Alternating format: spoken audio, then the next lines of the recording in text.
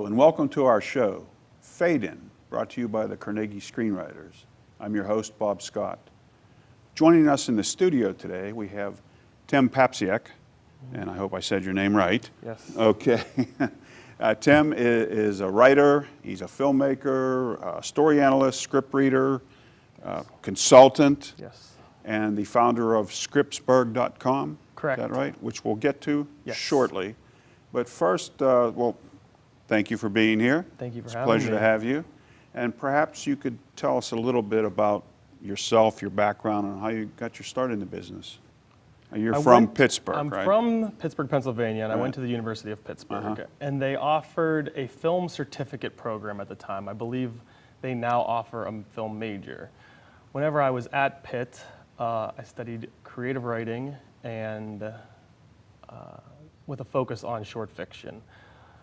When I was reading stories at Pitt as a part of my class, I realized that I could understand subtext from reading the story Fresh Powder by Tobias Wolff. There's a moment in the story that happens only in the white space, and my teacher was trying to get us to sort of understand what was going on in that story, and I realized that I knew the answer to his question, and that like reading comprehension, like I finally understood that I could actually read and like understand what was going on.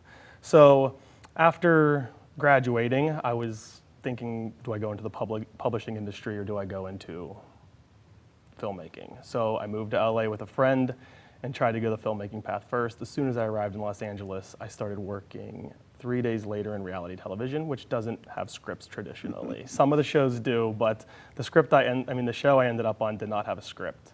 So when you went to Pitt originally, studying creative fiction, writing short stories, that was kind of your focus. Then what kind of brought you to, I think I'll study film also? Yeah, so I've always liked writing scripts. When I was 17 years old, I had a job dog sitting my neighbor's dog. So when they would go out of town, I would have basically run of the house for 3 days hanging out with this dog. And I would have my one friend Tom over and we'd watch movies and say we can do better. So we started writing scripts at about that age. All of our concepts were super highbrow and impossible to do and no second act and every mistake you see from first-time screenwriters, but we enjoyed it. So we kind of carried that through being 18, we did the cliche of meeting in coffee shops and writing at like Eaton Park until 1 a.m. and stuff like that. We went to different universities. We both ended up doing film as a sort of minor. He actually had it as a minor at his university. We had a certificate at the time. While I was there, Carl Kurlander was my professor. He's still at Pitt. And I got to take a screenwriting class where I learned, McKee, I learned the rules of screenwriting, I learned Sid Field and all of that. Right. And I really enjoyed it. And I thought, like all young writers, that I would move to Los Angeles with my first script and somebody would hire me immediately. One of the things I like to talk about with students nowadays is that it's not a straight line when you go out there as a writer. Like, it's very circuitous, and that's not a bad thing. You learn a lot from the journey, and you end up, hopefully, doing what you love or finding what you really want to do while you're out there. Right.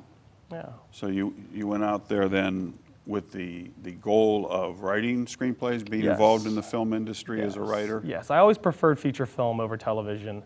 Growing up, I thought being in the cinema was different than sitting at home, so I really enjoyed that. I thought I would be writing feature films as soon as I got out there, but Los Angeles is a big city. It's highly competitive out there, and I took a job that was offered me, which sent me to Oklahoma almost immediately to work on a reality show for a month, and I learned that I wasn't in LA, but I was working in Los Angeles. So can you tell us what the show was? The show was called Cowboy U. It was essentially city slickers going out to city slickers going out to figure out who could actually do the things that farmhands, ranchers, and cowboys did. Reality television, but they do use scripts of some sort? Some reality shows have scripts. Some shows have editors that take 400 hours of content and turn it into something watchable. Those are more of the shows where you're watching an individual live their daily life. There's like producers that kind of nudge them along to tell them what the focus of this episode might be, but the story is told much later. I believe we had a director at the time who would speak into the host's ear to give him lines that they had already pre-planned, but in regards to a traditional script of what the contestants were going to say, that was all sort of live. And they would edit it later to make the story make sense. Mm-hmm. But it was based around contests and things that we viewers understand as being a part of reality TV at the time. And how much of that is actually reality, and how much might be staged or prompted? There's a lot that's prompted. Very little of the drama is staged, from my experience. So you end up in Oklahoma working on this cowboy reality show. It took me to a few other cities Yeah. and then a few other states. I got to see more of the country that I had never been to. Before I moved out to LA, I've never been west of the Mississippi. Yeah. So it was nice. It was a great experience. And it was hard. Reality was growing really quickly at the time, and they were offering me a promotion. And I went to my boss, Glenn, and he had some really good advice. I was like, do I take this? You know I want to be a screenwriter. You hired me for this job. I've been working with you since I got here. What do you think?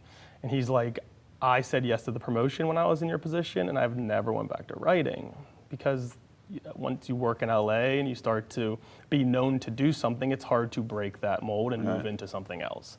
So he's very successful. He's very good at his job, but I just kind of felt that he missed writing, and I knew that I did too.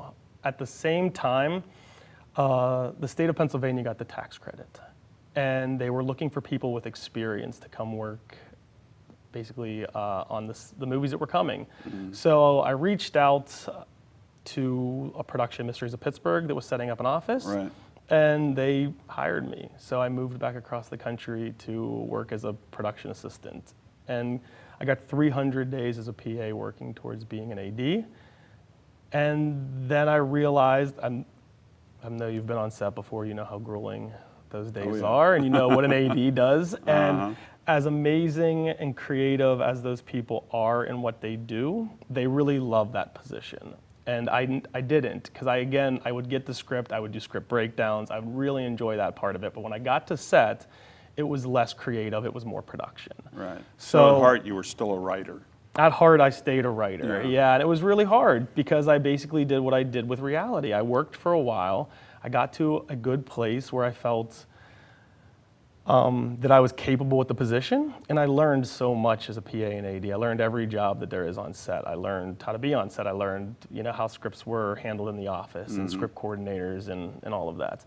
And I'm very thankful for those positions, but it wasn't writing, and I decided that I had to get back into it. So I didn't take a job, which is like forbidden in film. Like when you're offered something, you're supposed to take it. And I was working alongside people that supported my decision and all of that. So I didn't take a job on one of the films that came to town a few years later.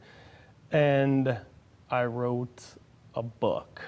Like I taught myself to write a book. I had all of this content that I'd written short story-wise. I was like, maybe I can turn this into a book. And there's a Malcolm Gladwell saying about 10,000 hours kind of turns you into a professional.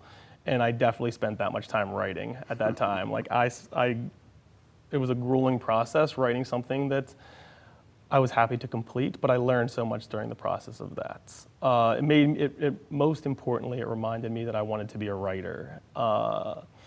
The next step was to go get my MFA. So I applied to a school in Long Island, in Brooklyn, and I got accepted, and I was very excited. At the same time, I was offered a position in the writing department of a Nickelodeon show that was coming to town as sort of an on-location showrunner's assistant, writer's assistant.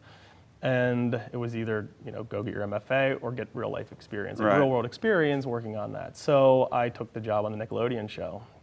Worked with two great showrunners, Eric Garcia and Leo Chu, and they invited me back out to LA for season 3 of their show, Super Ninjas. Oh, Super Ninjas, okay, yeah.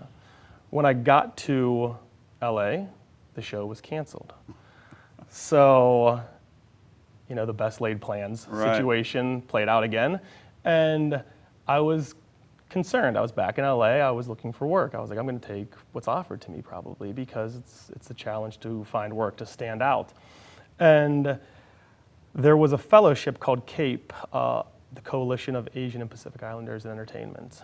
And they do a fellowship for people that fit their sort of demographic in order to help them break into the industry. Leo Chu is on the board of that. He was one of the showrunners on my show. He said, one of our readers has dropped out. Could you read 20 scripts in a week? And I was like, I could definitely read 20 scripts in a week. I don't have a job right now.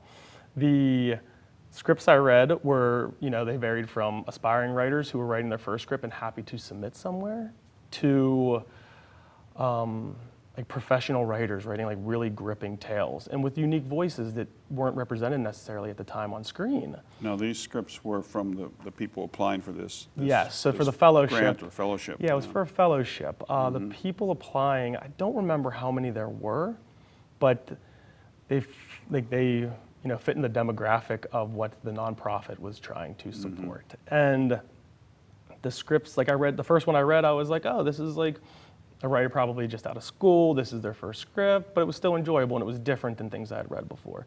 And then I remember reading a comedy that was just very good.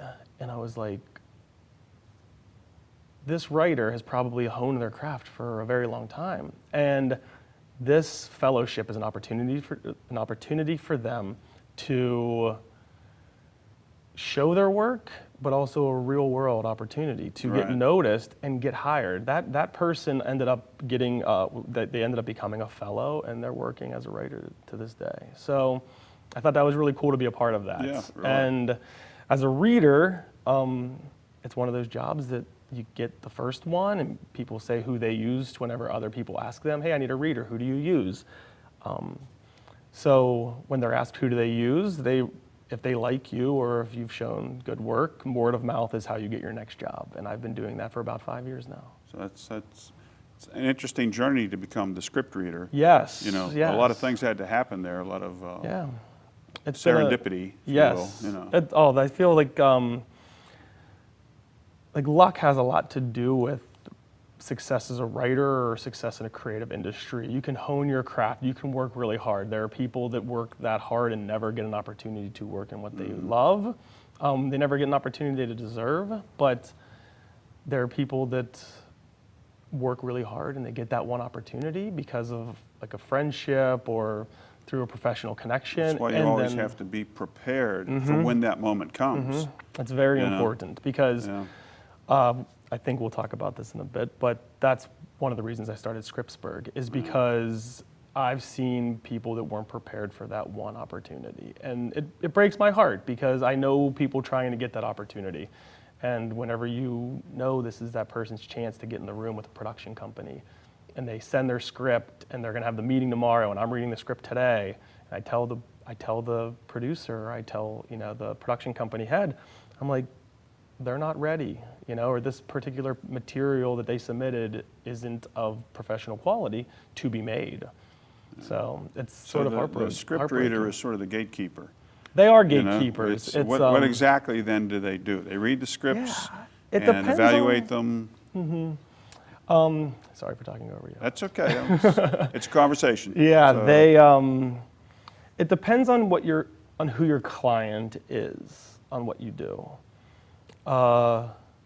If you're reading for a fellowship, you support aspiring writers. You try really hard to find the person that isn't 100% because they maybe haven't learned a traditional structure, but their voice is unique. They have a story to tell. They have something within them, and your job is to pick that rough diamond and try and give them a platform to polish themselves and become a professional. When you're working with film financiers or you're working with investors, as a reader, you're telling them about the product.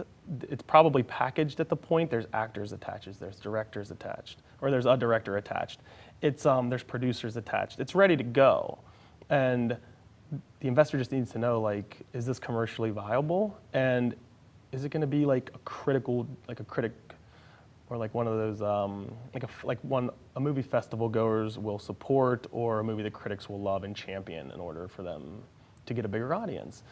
If you're dealing with production companies, you can read anything from short stories, online articles, novels, and they're like, depending on your client, we're either going to turn this into a television show, or we're considering turning it into a television show, or we're considering turning it into a feature film.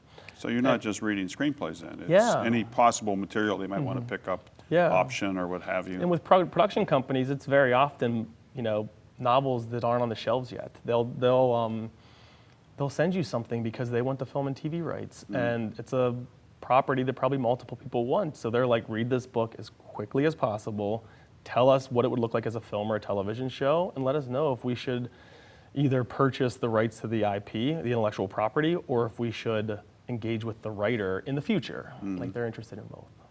Now, is there subjectivity in the reading process? I like to say that there isn't.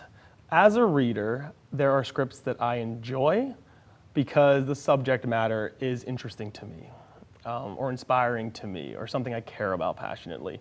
But the quality of the material might not be professional. There are, on the other hand, scripts that are insanely professional, on genre, or unique in their own way, that regardless of if I care about the subject, I will champion that writer to move on. I will give the yes that the production company or the financier is looking for, because like, it's that high quality. And I like to say in regards to that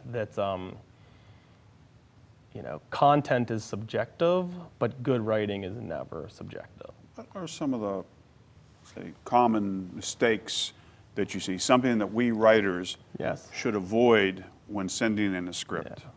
If you're applying to a fellowship, or you're getting a chance to send a script to a professional to be considered for a writing gig, or to be considered for to sell your material, it has to be 100% ready. The most common mistake is sending in a draft that isn't the polished final draft, which hurts me when you see things in parentheses in the second act that say, work on this scene more later. Because like, if you're spending money to send it to a festival like the Nickel Fellowship, or the Page Awards, or like the Blacklist, like, the people that are submitting there, they're doing their homework, they're sending their scripts polished, and that's the competition you're up against. Right. Sure, there is scenarios where directors might read your script when it's not done and see the potential, or a producer might know that like, your next project's gonna be great because your last project was, but like, the scripts that come across my desk that aren't 100% never make it through. What about, how important is the formatting and the structure, keeping things to the industry standards? This is something that I go back and forth on, because every time I read 6 straight scripts that are formatted incorrectly, I think, just get that right and it'll be more effective. But then I'll read 6 scripts that are formatted perfectly and they're just not inspired. They're not, they're maybe genre, but they're not trying anything new. And then I'll read a script that doesn't get formatting 100% right, has a unique voice, and is trying something really ambitious and trying to tell a story that you can tell the writer cares about. And then I'm like, structure doesn't matter anymore. That's the time I kind of give them credit. But in a professional arena, especially with my, industry clients, like, there has to be some level of structure, or, that is done. It can't be sloppy. It can't be hard to read. Like, you have to convey the meaning. You have to convey what's going on screen in the script, because that's why it exists. Yeah. Unfortunately, we both read a lot of scripts, and you'll get ones with, excuse me, poor grammar, spelling errors. And Yes. Come on, people, you have spell check and grammar check out there, or it's not written in a screenplay format. It's more of a maybe a story or something. So, and I think if you go back and if you read screenplays of some of the major Oscar movies of the past 10 years, there are ones that break rules. There are ones that have a spelling error. There are ones that have incorrect word usage, where you're like, how did they miss that? Because it is a document that is 120 pages and consists of many moving parts. So it's acceptable to have a handful of mistakes in a script, and it won't, ruin your chances. It's the ones that really look like you struggled to explain yourself, or you use if you use an incorrect word multiple times, it's like, well, that's not an accident anymore. That might be the writer not understanding what they're trying to say. And I think those are when you start to really, when things start to bump, is whenever you can't look past them. Right. Well, let's, we mentioned Scripttsburgh. Yeah. And that's Scripttsburgh with 2 T's, like Pittsburgh, .com. Now, that's something that you've created? Yes, so I started that website because I do see common mistakes. I do say no 99% of the time as a reader with all of my clients. And I really want to help people get a yes. And I think that most of the time they're 1 or 2 drafts of their material away from achieving the success or the goal that they're interested in with their work, whether they're an aspiring or a professional writer. Well, we do have a clip that kind of explains a bit about it and the process. Great. So maybe we could roll that now. Okay. Hello, my name is Tim Papciak, and this is the website Scripttsburgh.com. I think it's true now more than ever that you don't need to be in Hollywood to be a screenwriter, and great scripts can come from anywhere, even Pittsburgh. Through this website, I offer screenwriters professional writing services to help them each meet their unique goal. But who am I? I've been working as a script reader, a story analyst, and a concept consultant for more than half a decade for many major production companies, producers, fellowships, and film financiers. And now I'm offering those same services to writers. Whether your material needs a proofread and polish so that it's in its best shape before sending it to that high-level producer, or you're interested in how to further develop the idea you've been working on for months, I'm here to help. Just a note that prices vary for each project. But why get coverage? Most writers send their material off to online competitions or professional contacts and never hear back, or they get a cryptic set of reasons for passing. Avoid fretting by understanding just how your material will read to an industry professional. Aspiring writers, professional writers, and filmmakers can all benefit from having another set of eyes on their material. So if you're a writer interested in learning more, just reach out via the online form at the bottom of the website or find me on Facebook. Happy writing. All right, so that is Scripttsburgh.com. Now, how can people get in touch with you if they want to Yes. use these services? Yes, as the video showed, at the bottom of the web page, there is a contact, like an online form. You just have to fill out the form, shoot me an email. A lot of the services I offer can be altered for short films, for teleplays, features, really long features, like anything you really want to have improved or work on. I'm more than happy to engage with writers and figure out what's best for their material, where they're trying to send it, what's going to work in regards to where they're at in their career and where is the best to send it, as opposed to the spray and pray, we call it, where you submit to 10, 15 places, and when, like applying to a job, if you send it to the right one, that's the one you want to send it to, as opposed to spending all of your effort sending it to 15. And it costs money to submit to these things. Now, you have, I believe they're called office hours, is that? Yes, is that yes. correct? It's something I started when I started the website, because being in Pittsburgh and not being in LA, writers are separated from each other. There's not a ton of working writers. There's not all of these really close relationships between writers, like writers groups.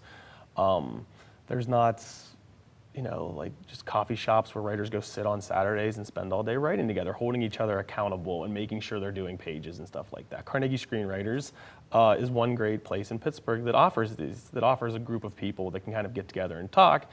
And I tend to work from the Ace Hotel in East Liberty. It's where I feel comfortable and I can sit, and it's got a big coffee shop.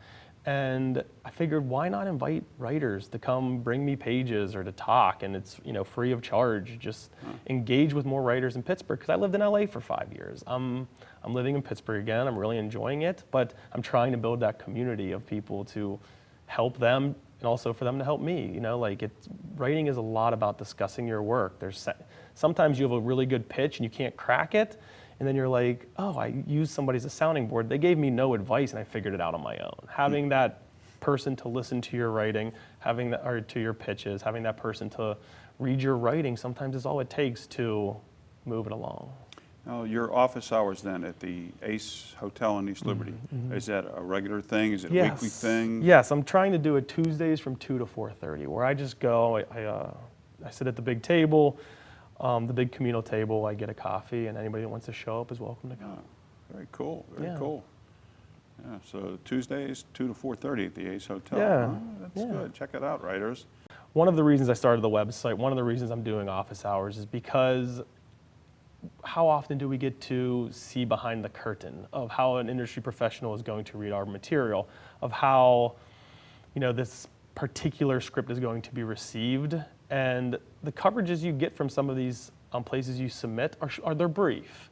Whenever maybe 2 or 3 pages of actual developmental notes will help your script, because they're more focused, as opposed to what's not working is what most of the coverages you kind of get. How helpful is it for writers to enter contests? I think it can be very helpful. I think there are, 5 to a dozen screenplay contests that can help writers, that can really give them a chance to show their work.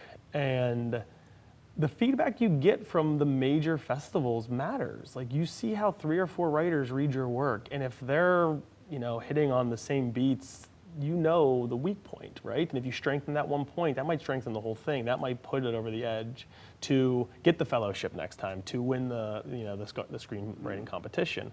And I think they're an important way for writers, especially writers that aren't in LA, to have a chance, but it has to be focused. It has to be like a direct attempt with certain things, as opposed to, I finally finished my first screenplay, I want to send it out because I don't know what to do with it now. So what advice would you give to aspiring writers and filmmakers out there trying to break in? The best advice I can give is hone your craft. Working on your writing is how you get better as a writer, and really good writing never gets dismissed. It never gets overlooked. So hone your craft, and when you do get to a point you think it's 100%, it's not scary to ask a professional's help, to get help, to let the world sort of see your script and know that it can still continue to improve. Because even whenever writers sell drafts, they go through changes. They go through production reality changes. They go through story notes from the production company, or the studio has a problem with a part of it. So just keep being willing to work with your material until it is in the best shape. Well, it is, screenwriting is a collaborative process, because there's, like you said, there's a lot of different parts to it, a lot of people involved. So, we want to be protective of our works, but we also have to be willing to be open to critiques and criticism, and to be willing to make changes. It's hard to do both. Yeah, oh yeah. It's hard to be open and also achieve what you want, because you can't do it on your own. Yeah, that's true. Yeah. Well, thank you, Tim. It's been thank you so been much a pleasure chatting with you. Yeah. You can check out Tim's Scripttsburgh.com and get in touch with him, or you could drop in at the Ace Hotel in East Liberty on a Tuesday afternoon, right? Yep. Okay, have a coffee and talk about writing. Great. And as always, thank you for joining us at FadeIn. You can check us out on, we have our own YouTube channel. Just look for FadeIn by Carnegie Screenwriters, carnegiescreenwriters.com, or find us on Facebook or Twitter. And thank you to PCTV and everybody here. So keep being creative. Don't ever give up. Thank you.